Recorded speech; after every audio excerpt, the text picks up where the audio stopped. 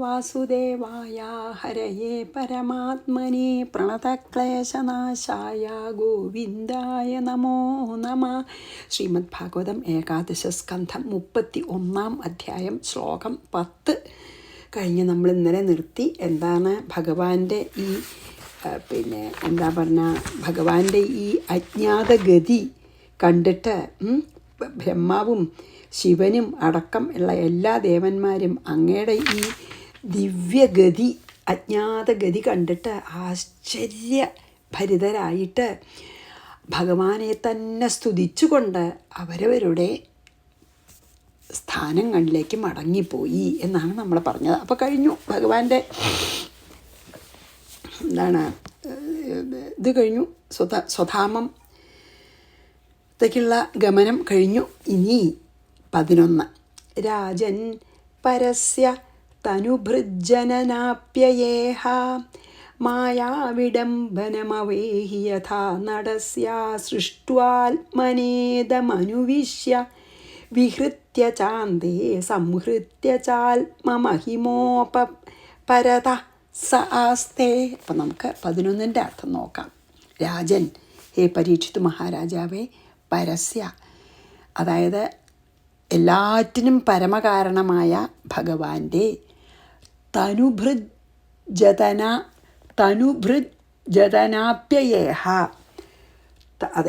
തനുഭൃജനനാപ്യയേഹ അതായത് യാദവന്മാരുടെ ജനനമരണമാകുന്ന ലീലകൾ നടസ്യ യഥ ഒരു ആക്ടറെ പോലെ, ഒരു നടൻ്റേതുപോലെ മായാവിഡംബനം മായയിലത്തെ ഒരു വെറും അഭിനയമാണെന്ന് ആവേഹി എന്നറിഞ്ഞുകൊള്ളുക. സഹ ആത്മന, ആ പരമാത്മാവ് സ്വയം ഇതം സൃഷ്ട്വ, ഈ ലോകത്തിനെ സൃഷ്ടിച്ച് അനുവിശ്യ, അതിൽ അന്തര്യാമിയായി നിന്ന് വിഹൃത്യ ലീലകളാടി അന്തേ അവസാനം സംഹൃത്യ അതിനെ ഉപസംഹരിച്ച് അല്ലെങ്കിൽ നശിപ്പിച്ച് ഉപരത ഈ ലീലകളിൽ നിന്നും വിരമിച്ച്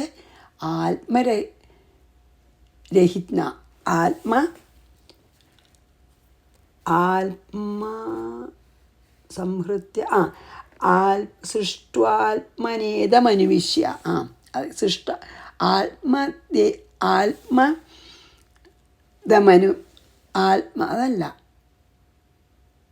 ആത്മമഹിംന എന്നാണ് അവനവൻ്റെ മഹിംന, അതാണ് ആത്മമഹിംന.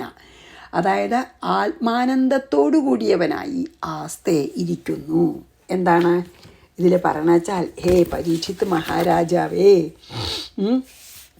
അത് നമ്മൾക്ക് ശരിക്കും മനസ്സിലാക്കണ്ട. പരീക്ഷിത് മഹാരാജാവേ, പരമകാരണവും അഖണ്ഡബോധം ബ്രഹ്മം തന്നെയായ ഈശ്വരൻ്റെ ഈ ദേഹം സ്വീകരിക്കുക, ജനിക്കുക, ദേഹം സ്വീകരിച്ച് ജനിക്കുക, പിന്നെ ഇപ്പം ഈ മഹാനിര്യാണം, ഇതൊക്കെ വെറും മായയിലത്തെ ലീലകളാണ്. മായ കൊണ്ടുള്ള വെറും ഇന്ദ്രജാല പ്രകടനമാണ് ഭഗവാൻ ചെയ്തത്. ഏതുപോലെ യഥാ നടസ്യ, ഒരു നടൻ്റെ ഇതുപോലെ, നടൻ ഒരു രംഗത്ത് നടിക്കുന്ന പോലെ ഈ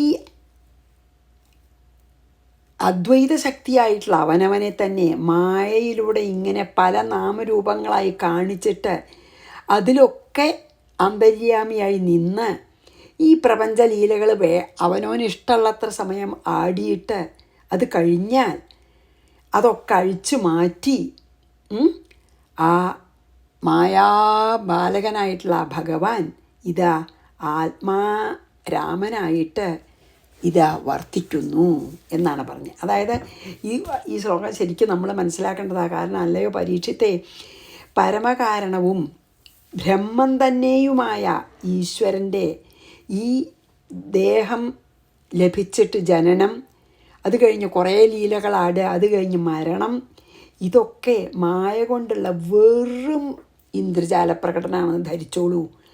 ഒരു ആക്ടർ, ഒരു നാടക നടൻ എങ്ങനെയാണ് അതുപോലെ നടിക്കുകയാണ്.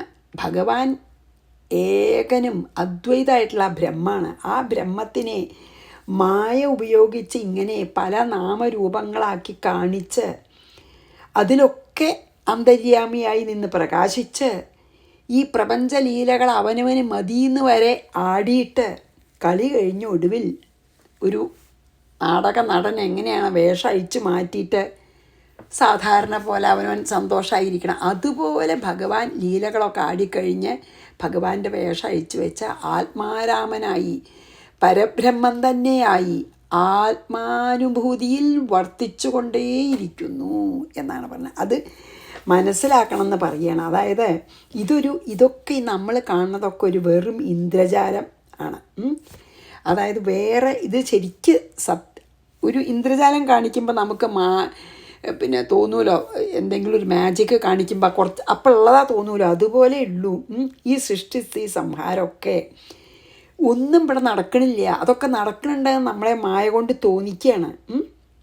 ഒന്നും ജനിക്കണമില്ല, ഒന്നും നിലനിൽക്കണമില്ല, ഒന്നും മരിക്കണമില്ല.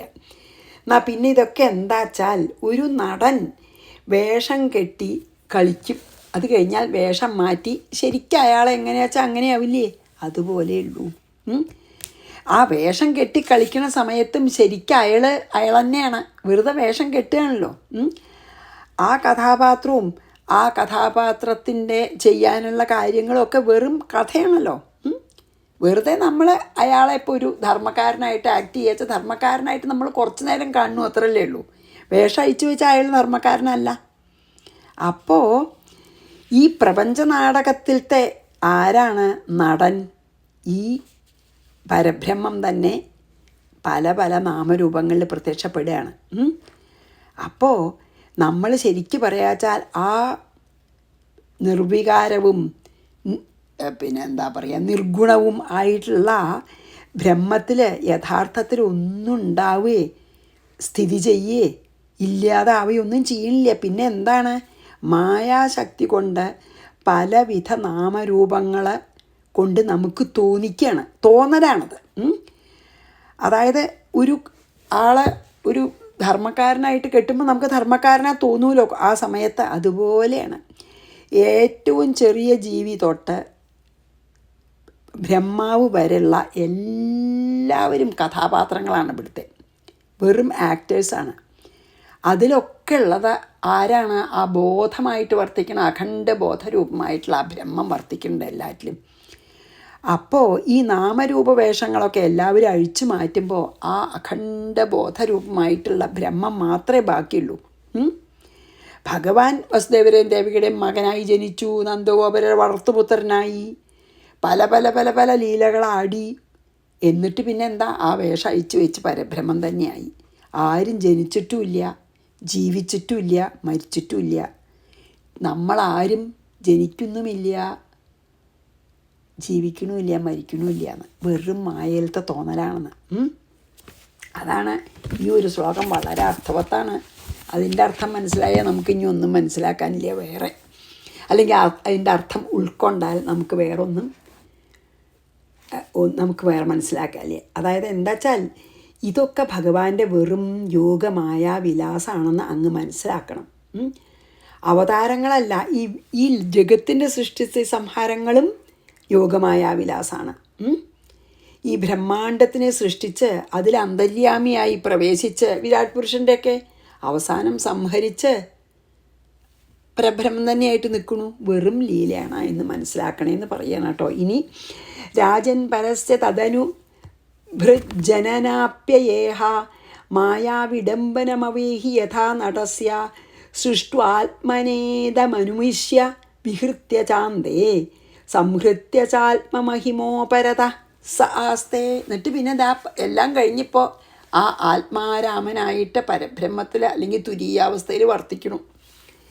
12 മർത്തീനയോ ഗുരുസുതം യമലോകനീതം ത്വാം ചാനയ ശരണദ പരമാസ്ത്രദഗ്ധം ജിഗ്യന്തകാന്തകമപീശമസാവനീശഃ കിം സ്വാവനേ സ്വരനയൻ മൃഗയും സദേഹം.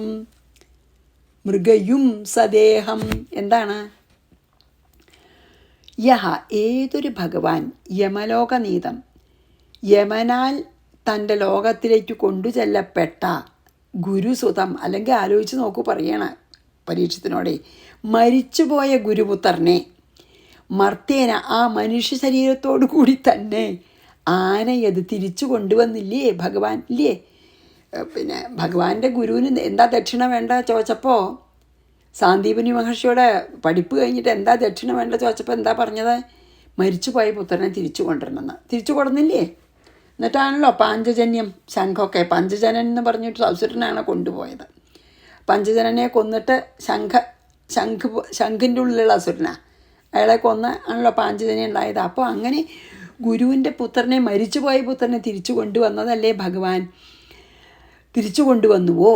ശരണദഹ, ശരണം പ്രാപിച്ചവരെ രക്ഷിക്കുന്ന ആ ഭഗവാൻ പരമാസ്ത്രദഗ്ധം, അശ്വത്ഥാമാവിൻ്റെ ബ്രഹ്മാസ്ത്രം കൊണ്ട് അങ്ങയെ തന്നെ രക്ഷിച്ചില്ലേ പരീക്ഷിത് മഹാരാജാവേ. അങ്ങേ രക്ഷിച്ചത് ആരാ ബ്രഹ്മാസ്ത്രത്തിൽ നിന്ന്? ത്വാംച, നിന്നെ രക്ഷിച്ചുവോ?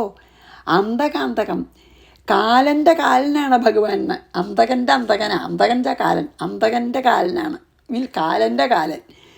ഈശം അഭി, പരമേശ്വരനെയും കൂടി ജിഗ്യേ, ബാണാസുര യുദ്ധത്തിൽ ആര് ജയിച്ചുവോ? അതായത് ശരിക്കും കാലന് ശിവനെ പേടിയെന്നാണ് പറയുക. ആ ശിവനെയും കൂടിയും ബാണാസുര യുദ്ധത്തിൽ ജയിച്ചു ഇല്ലേ? ഉഷയും അനിരുദ്ധൻ്റെയും കാര്യത്തിൽ വന്നപ്പോൾ ബാണാസുരനെയും ജയിച്ചു ഭഗവാൻ. അതായത് അനിരുദ്ധൻ്റെ അനിരുദ്ധൻ, നമുക്ക് ആ കഥ കണ്ടുല്ലോ നമ്മൾ. അപ്പോൾ ബാണാസുര യുദ്ധത്തിൽ ബാണാസുരനെ ജയിച്ചു, ശിവൻ സഹായിക്കുന്നുണ്ടായിരുന്നു. അപ്പോൾ ശിവനെയും കൂടിയും ജയിച്ചു. അതായത് ശിവനെയാണ് സാധാരണ അന്തകാന്തകൻ എന്ന് പറയുക, അതായത് കാലൻ്റെ കാലൻ. ആ കാലൻ്റെ കാലനായിട്ടുള്ള ശിവനെയും ജയിച്ചു വെച്ചാൽ ഭഗവാൻ കാലൻ്റെ കാലനായി നർത്ഥം അല്ലേ. മൃഗയും ജര എന്ന വേടനെയും അല്ലേ, വേടനെ സദേഹം, ദേഹത്തോടു കൂടി സ്വ അനയത്, സ്വർഗത്തിലേക്ക് കൊണ്ടുപോയി. തന്നെ അമ്പെയ്ത വേടനെ വിമാനം വന്ന് സ്വർഗത്തേക്ക് കൊണ്ടുപോയി. അസൗ, ആ ഭഗവാൻ സ്വാവനെ തന്നെത്താൻ രക്ഷിക്കുന്നതിൽ അനീശ ഹക്കിം, അശക്തനാകുമോ? ഭഗവാന് ഇങ്ങനെ മരിച്ചുപോയ ഗുരുപുത്രനെ കൊണ്ടുവന്ന ആളാണ്. പരീക്ഷിത് മഹാരാജാവെ, അങ്ങയെ ബ്രഹ്മാസ്ത്രത്തിൽ നിന്ന് രക്ഷിച്ച ആളാണ്. തന്നെ അമ്പെയ്ത് കൊന്ന, അല്ലെങ്കിൽ കൊല്ലാൻ ശ്രമിച്ച ജര എന്ന വേടനെ ഒരാപത്തും ഇല്ലാതെ വിമാനത്തിൽ സ്വർഗത്തിലേക്ക് അയച്ച ആളാണ്. ഈ ഭഗവാന് ബ്രാഹ്മണ ശാപത്തിൽ നിന്ന് മുക്തനായിട്ട് തൻ്റെ ദേഹം രക്ഷിക്കാൻ പറ്റാത്ത ഒരവസ്ഥ ഉണ്ടാവുമെന്ന് വിചാരിക്കാൻ പറ്റുമോ? വെറും ലീലയാണ് ഭഗവാന്റെ. ആയിക്കോട്ടെ, ജരയുടെ അസ്ത്രം കൊണ്ട് മരിച്ചു എന്ന് വിചാരിക്കട്ടെ, നാടകമാണേ. നാടകത്തിൽ അസംഭാവ്യമായിട്ടുള്ളതൊക്കെ സംഭവിക്കില്ലേ? അതുപോലെ ഭഗവാൻ തീർച്ചയായും ഓക്കെ, ജര എന്നുള്ള വേടൻ്റെ അസ്ത്രം കൊണ്ട് ഞാൻ മരിച്ചതായിട്ട് ഞാൻ അഭിനയിച്ചു കളയാം, അത്രയേ ഉള്ളൂ. അല്ലെങ്കിൽ ഭഗവാന് മരിച്ചുപോയ പുത്രനെ കൊണ്ടുവന്ന ഭഗവാനും ബ്രഹ്മാസ്ത്രത്തിൽ നിന്ന് അങ്ങേ രക്ഷിച്ച ഭഗവാനും തന്നെ അമ്പെയ്ത് കൊല്ലാൻ ശ്രമിച്ച ജര എന്ന വേടനെ വിമാനം കൊണ്ടുവന്ന് സ്വർഗത്തിലേക്ക് അയക്കാനും ഒക്കെ സാധിക്കുന്ന ഒരാൾക്ക് സ്വന്തം ദേഹത്തിനെ ബ്രാഹ്മണ ശാപത്തിൽ നിന്ന് മുക്തനാക്കാൻ പറ്റില്ലേ? പറ്റാഞ്ഞിട്ടല്ല, വെറും ഭഗവാന്റെ ഒരു ലീലയാണ് അത് എന്നാണ് പറഞ്ഞത്. പാപിയായിട്ടുള്ള ആ വേടനെ പോലും സ്വർഗത്തിലേക്ക് അയച്ചു. ആ ഭഗവാന് അവനവനെ തന്നെ രക്ഷിക്കാൻ വല്ല വിഷമം ഉണ്ടായിട്ടാണോ? അല്ല, അതൊക്കെ വെറും ഭഗവാന്റെ ലീലകളാണ്. ഒരു നാടകം പോലെ കളിക്കുക ഭഗവാൻ. ശ്രീരാമ ഭഗവാനും അതന്നെ ചെയ്തത് അല്ലേ. മർത്തേനയോ ഗുരുസുതം യമലോകനീതം ത്വാം ചാനയ ശരണത പരമാസ്ത്രദഗ്ധം ജിഗ്യന്തകാന്തകമപീശ മസാവനീശ കിം സ്വാവനേ സ്വരനയ മൃഗയും സദേഹം അല്ലേ. പിന്നെ ബാണാസുര യുദ്ധത്തിൽ ശിവനെയും തോൽപ്പിച്ചു. അതായത് അന്തകാന്തകനായിട്ടുള്ള ശിവനെ തോൽപ്പിച്ച അന്തകനാണ്, അന്തകാന്തകാന്തകനായി ഭഗവാൻ അല്ലേ. ഇനി 13 തഥാപ്യശേഷസ്ഥിതി സംഭവാപ്യയേഷ്വനന്യഹേതുര്യദശേഷശക്തിധൃക് നൈച്ഛത് പ്രണീതും വപുരത്ര ശേഷിതം മർത്തേന കിം സ്വസ്ഥഗതിം പ്രദർശയൻ. പരീക്ഷത്തിനെ ബോധ്യപ്പെടുത്തുകയാണ്, വെറും ഭഗവാന്റെ മായയാണ് തന്നെ. അശേഷസ്ഥിതി സംഭവാപ്യയേഷു, സമസ്ത പ്രപഞ്ചങ്ങളുടെയും, അതായത് ഈ പ്രപഞ്ചത്തിൻ്റെ സൃഷ്ടിസ്ഥിതി സംഹാരങ്ങളിൽ തന്നെയാണ് അനന്യഹേതു. അതായത് അതിനൊന്നൊരു ഹേതു വേണ്ട, അതിൻ്റെയൊക്കെ പരമകാരണമാണ് ഭഗവാൻ. യദ് അശേഷശക്തി ധൃക്ക്, എന്തുകൊണ്ടെന്നാൽ സകല ശക്തികളെയും ധരിക്കുന്നവൻ, തഥാപി എങ്കിലും പരമശക്തനായിട്ടുള്ള ആണെങ്കിലും മർത്യനാക്കും ഈ മനുഷ്യ ശരീരം കൊണ്ട് എന്തുപയോഗം എന്ന് സ്വസ്ഥഗതിം പ്രദർശയൻ ആത്മനിഷ്ഠന്മാർക്ക് ദിവ്യഗതിയാണ് ഉത്തമം എന്ന് കാണിച്ചുകൊണ്ട് വപുഹു തൻ ശരീരത്തിനെ അത്ര ഈ ലോകത്തിൽ ശേഷിതം ബാക്കി വയ്ക്കുവാൻ പ്രണയതും ഇച്ഛിച്ചില്ല. അപ്പോൾ ഇതിനെന്താ പറയണമെന്ന് വെച്ചാൽ യമൻ, അതായത് അല്ല കഴിഞ്ഞാലത് പറഞ്ഞുവല്ലോ, ഈ ജഗത്തിൻ്റെ സൃഷ്ടി സംഹാരത്തിനൊക്കെ പരമകാരണമായിട്ടുള്ള ആ ഭഗവാൻ യദുകുലത്തിനെ നശിപ്പിച്ചതിന് ശേഷം ഇവിടെ ഈ ദേഹത്തിനെ നിലനിർത്താൻ ആഗ്രഹിച്ചില്ല. എന്തുകൊണ്ട്? അതായത് നമ്മൾക്ക് കാണിക്കുകയാണ്, അതുകൊണ്ടാണ് അത് കാണാതെ ആയത്. ഭാഗവതത്തിൽ നശിപ്പിച്ചില്ല, നമ്മൾ പറഞ്ഞുല്ലോ അദഗ്ധ എന്ന് പറഞ്ഞു, ദഹിപ്പിച്ചില്ല, പക്ഷെ കാണാതെ ആയില്ലോ. അപ്പോൾ അതെന്താ നമുക്ക് മനസ്സിലാക്കി തരണം വെച്ചാൽ ഈ മനുഷ്യദേഹം നമുക്ക് മോക്ഷത്തിന് വേണ്ടി ശ്രമിക്കാനുള്ളൊരു ഉപകരണമാണ് എന്ന് നമ്മളെ മനസ്സിലാക്കി തരാനാണ്. ഈ മനുഷ്യദേഹം നമുക്ക് ലഭിച്ചിരിക്കുന്നത് മോക്ഷത്തിന് വേണ്ടി പ്രയത്നിക്കാനുള്ളൊരു ഉപകരണം മാത്രമാണെന്ന് ഈ ലോകത്തിനെ ബോധ്യപ്പെടുത്താനാണ് ഭഗവാന്റെ വിഷ്ണുരൂപം മറച്ചത്, ദഹിപ്പിച്ചില്ലെങ്കിലും. അതായത് കൃഷ്ണൻ്റെ ഈ ദിവ്യമായിട്ടുള്ള ഈ ദേഹത്യാഗം ത്യജിച്ചിട്ടില്ല എന്നാണ് ഇപ്പോൾ നമ്മൾ പറഞ്ഞത്. അല്ലെങ്കിൽ ദേഹം ത്യജിച്ചു എന്നാണ് ഇപ്പോൾ ബാലകൃഷ്ണൻ നായർ സാറും സിദ്ധാനന്ദ സ്വാമിയൊക്കെ അവരുടെ വ്യാഖ്യാനത്തിൽ പറഞ്ഞ്. ഇനി ത്യജിച്ചു എന്ന് വിചാരിക്കാം, എന്നാലും ആ ദേഹത്യാഗം ത്തിനെപ്പറ്റി നമ്മൾ നല്ലോണം മനനം ചെയ്താൽ, എന്തുകൊണ്ടെന്ന് മനസ്സിലാക്കിയാൽ നമുക്ക് മനസ്സിലാക്കാം ഈ ദേഹം നമുക്ക് മോക്ഷത്തിനുള്ള ഉപകരണമാണ്. അതുകൊണ്ട് ത്യജിച്ച വിരോധമില്ല എന്ന് മനുഷ്യന്മാർക്കൊരു മാതൃക കാണിക്കുകയാണെന്നാണ് വേണമെങ്കിൽ ഇതിൽ പറയാം. മനസ്സിലായില്ലേ? അതാണിപ്പോൾ ഇതിൽ പറയുന്നത്. ദേഹം ത്യജിച്ചു എന്ന് തന്നെ വെച്ചോളൂ, ത്യജിച്ചില്ല കാണാതെ ആയതുള്ളതോ എന്ന് വെച്ചോളൂ. എങ്ങനെയാണെങ്കിലും ഈ ഭഗവാനിപ്പോൾ അതായത് എന്താണ്, ശരിക്ക് വേണമെങ്കിൽ താൻ അമ്പ ചെയ്ത ഉടനെ തന്നെ വ്യാധനെ ഉടലോടെ സ്വർഗത്തിലേക്ക് അയച്ച ആളാണ്. അപ്പം ഭഗവാനിപ്പോൾ തന്നെ രക്ഷിക്കാൻ കഴിവില്ലായിട്ടല്ല, ഏതൊരു സർവശക്തനായിട്ടുള്ള ദേവനാണ് ഈ ജഗത്തിൻ്റെ സൃഷ്ടി സംഹാരങ്ങൾക്കൊക്കെ പരമകാരണമായി വർത്തിക്കുന്നത്. ആ ഭഗവാൻ യാദവന്മാരെ സംഹരിച്ചതിന് ശേഷം അദ്ദേഹത്തിൻ്റെ ദേഹം കൂടെ കൊണ്ടുപോകാൻ ഇച്ഛിച്ചില്ല. അതുകൊണ്ടാണ് ഈ സ്വസ്വരൂപം എടുത്തത്. ഏതാ, ചതുർഭുജ വിഷ്ണുവായിട്ട് പോയി ഇരുന്നൂല അവിടെ ആലിൻ്റെ ചോട്ടിൽ. അപ്പോൾ പിന്നെ ദേഹം ത്യജിക്കണ്ട, കാണാതെയാക്കിയാൽ മതി. അപ്പോൾ മറ്റേ ദേഹം ത്യജിച്ചു എന്നാണ് പറയണ വെച്ചാലും എന്താ പറയണ വെച്ചാൽ, അഥവാ ത്യജിച്ചു എന്ന് നമുക്ക് മനസ്സിലാക്കുക.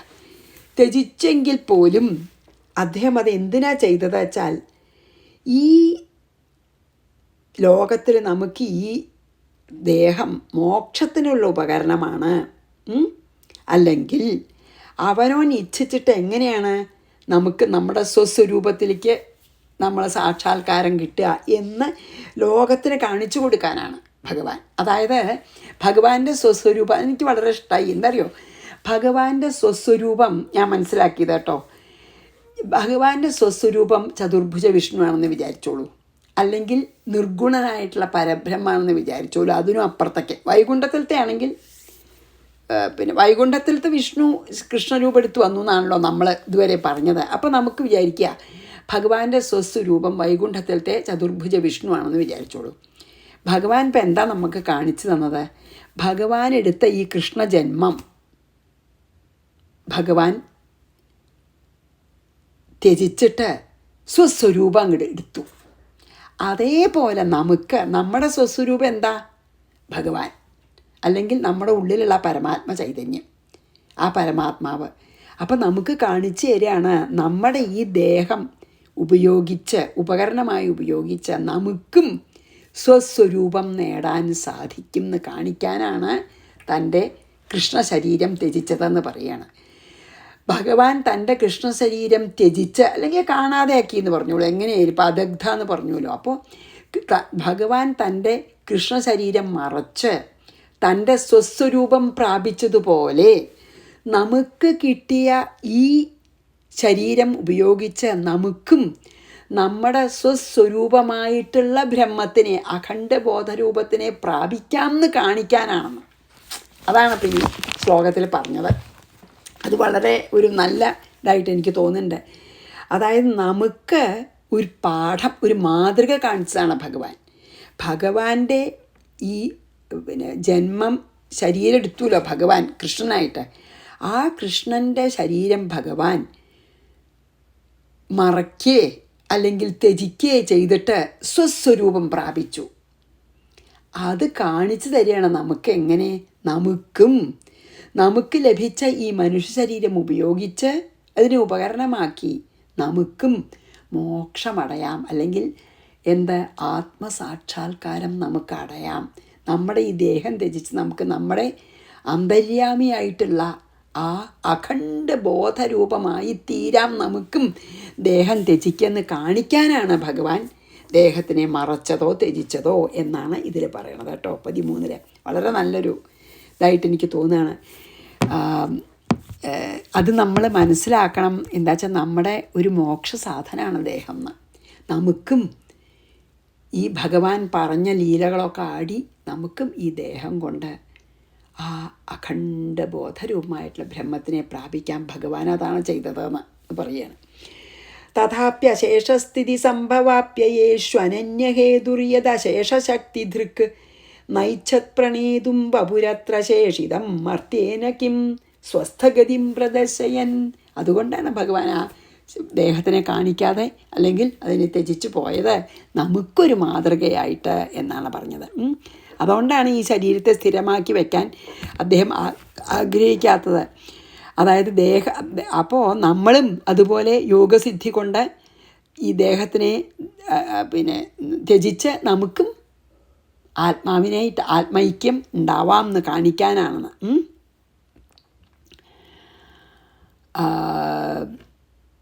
അതിനും വിഷം വേണ്ടാന്ന് പറയാനാണ്. ഇങ്ങനെയാണ് നമുക്കും ദിവ്യഗതി ഇതുപോലെ അടയാമെന്ന് കാണിക്കാൻ. 14 യ ഏതാം പ്രാതരുത്ഥായ കൃഷ്ണസ്യ പദവീം പരാം പ്രയത കീർത്തയേത് ഭക്ത്യാ തമേവാപ്നോത്യനുത്തമാം.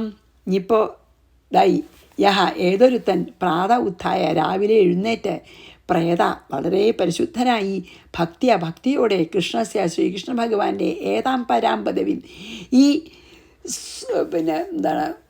ഭഗവാന്റെ ഈ വൈകുണ്ഠ ആഗമനത്തിന് കീർത്തനം ചെയ്യുന്നുവോ അനുത്തമം വളരെ ശ്രേഷ്ഠമായ താം ഏവ അതേ വൈകുണ്ഠം ആപ്നോതി പ്രാപിക്കുന്നു എന്ന്.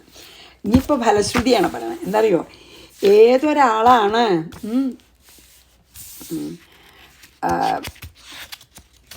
അതാണ് ഇതിൽ പറഞ്ഞത്.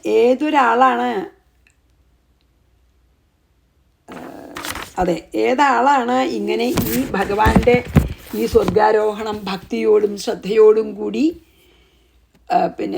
കീർത്തനം ചെയ്യണത്, ആ ആളും വൈകുണ്ഠത്തെ പ്രാപിക്കുന്ന ഏതൊരു മനുഷ്യനാണ്, ഏതൊരു ഭക്തനാണ് ഭഗവാന്റെ ഈ സ്വർഗാരോഹണം ഭക്തിയോടും ശ്രദ്ധയോടും കീർത്തനം ചെയ്യുന്നത് അവരും വൈകുണ്ഠം പ്രാപിക്കും എന്നാണ് പറഞ്ഞൊരു ഫലശ്രുതി.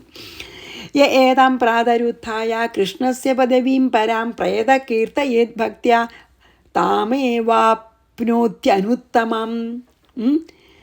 ആ പുണ്യാത്മാവ് വൈകുണ്ഠം പ്രാപിക്കും. ദാരുകോ ദ്വാരകാമേത്യ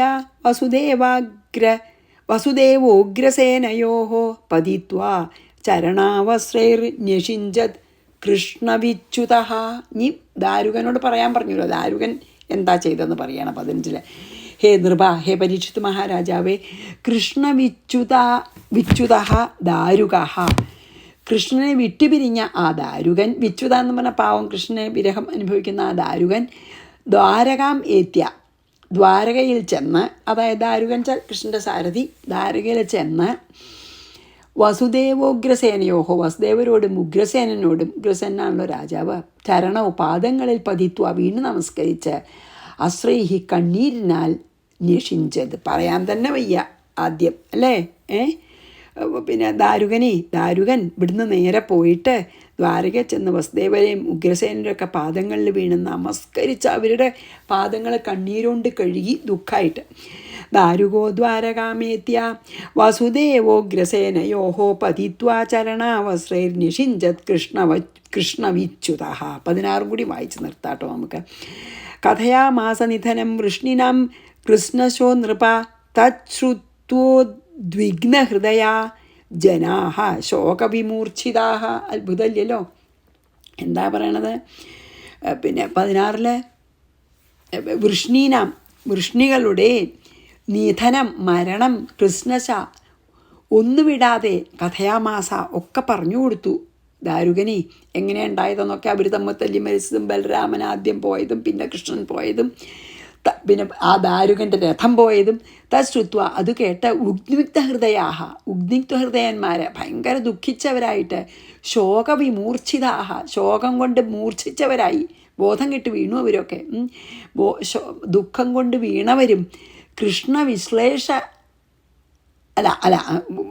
അങ്ങനെ ആയി എന്നേ പറയുള്ളൂ. അത്ര ബോധം കെട്ട് വീണു എന്നാണ് പറയുന്നതിൽ. അതായത് ഈ ദാരുകൻ്റെ വിസ്തരിച്ചിട്ടുള്ള ഈ യാദവന്മാരുടെ നാശം യാദവൻ വിസ്തരിച്ച് പറഞ്ഞു കേൾപ്പിച്ചപ്പോൾ അത് കേട്ടിട്ട് അവിടുത്തെ എല്ലാ ജനങ്ങളും ദുഃഖിതരായിട്ട് മൂർച്ഛിച്ചു വീണു എന്നാണ് പറഞ്ഞത്. അത് പറഞ്ഞ് നമുക്കിന്ന് നിർത്താം. അപ്പം ഞാൻ 16 വായിച്ച് നിർത്താം. കഥയാമാസ നിധനം വൃഷ്ണിനം കൃഷ്ണശോ നൃപ തച്ഛുത്വോദ്വിഗ്നഹൃദയാ ജനാഹ ശോകവിമൂർച്ഛിതാഹ. ദുഃഖം കൊണ്ട് മൂർച്ഛിച്ചു വീണു എല്ലാവരും. ഭഗവാന്റെ ഈ സ്വർഗാരോഹണവും യാദവന്മാരുടെ നാശവും എല്ലാം കേട്ടിട്ട് മൂർച്ഛിച്ച് വീണു എന്ന് പറഞ്ഞ് നിർത്താം. ശ്രീകൃഷ്ണ അർപ്പണമസ്തു. സർവത്ര ഗോവിന്ദനാമ സങ്കീർത്തനം. ഗോവിന്ദ ഗോവിന്ദ. ഗുരുവായൂരപ്പാ ശരണം. സമസ്താപരാധം ക്ഷമസ്വമേ.